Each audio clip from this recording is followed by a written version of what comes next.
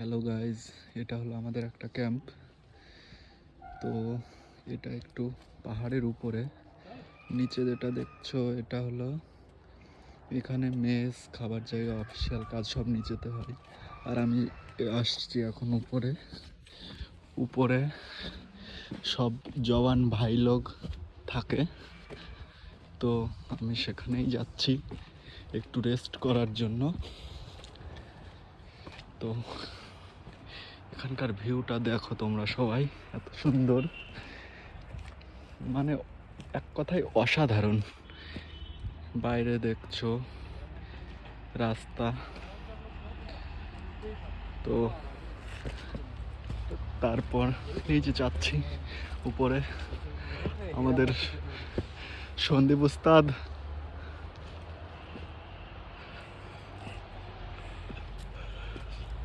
তো সবাই দেখতে পাচ্ছ ভিউটা কত সুন্দর।